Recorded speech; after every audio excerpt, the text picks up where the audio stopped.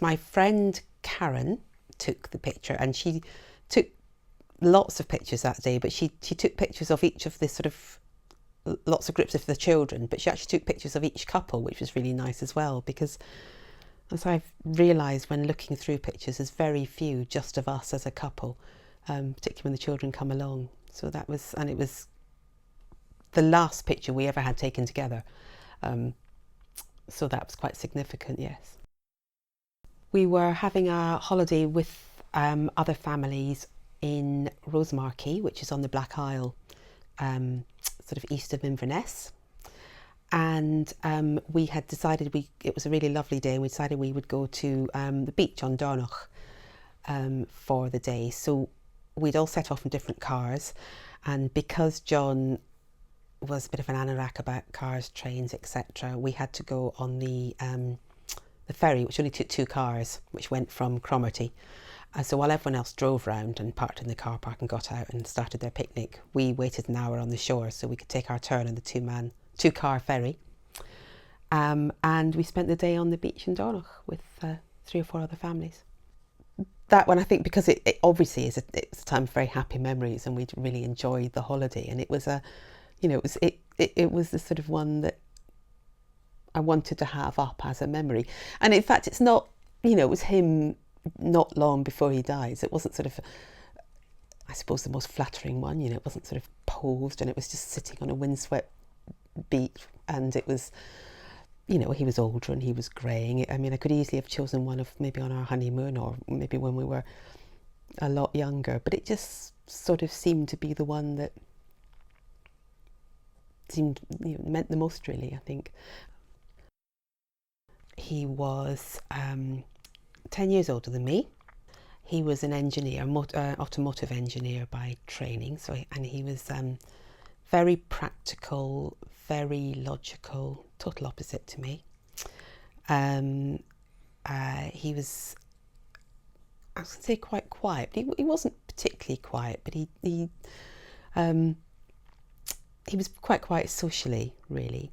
He had lots of friends, which I think is quite unusual for a guy. He had a lot of good friends and had maintained those friendships.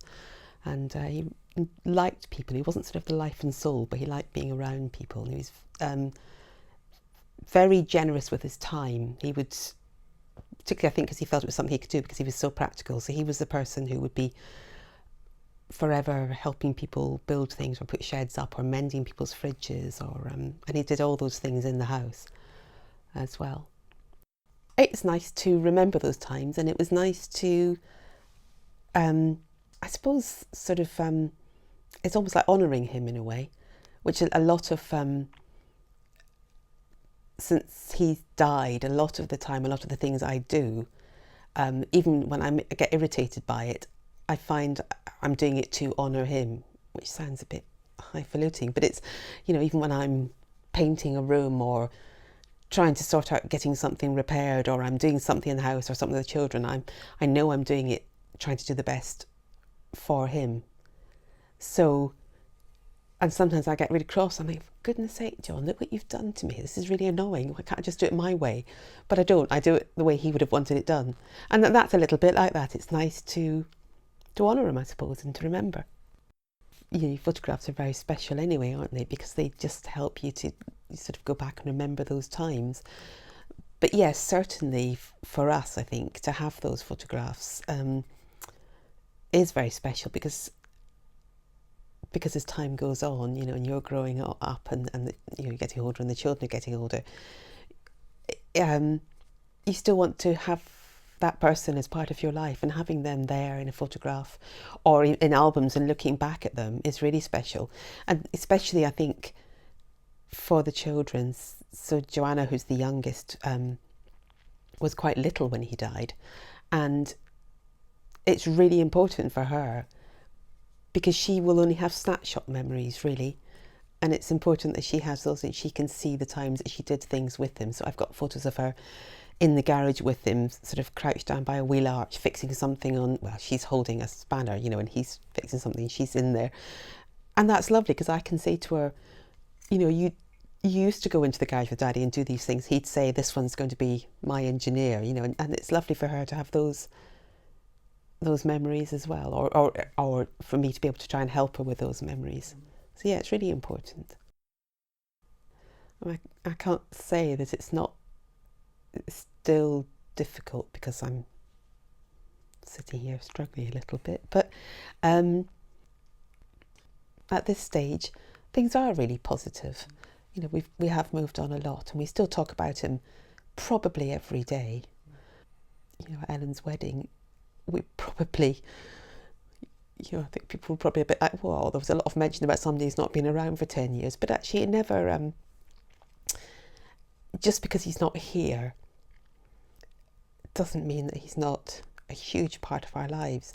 And he's a children's father, so he'll never not be that. And I think that's the thing that possibly is one of the hardest things, is that you know, somebody dies, and of course you get on with your life and things do become easier, but they're never not, you know, they're always part of your life because of the role they've had in it, and they'll always be the children's father. So I've always felt it's important to talk about him and for him to be part of our lives. And most of the time that's fine, and it's fine now, although I'm crying. It's actually fine, and it's as it, you know, it's just as it should be, really. But it still makes me cry. But I don't ever feel as that, you know, as I did in those early days. It's just it's a sort of an acknowledgement, really, that it is sad, but we've all got on with it, and you know, things are really good.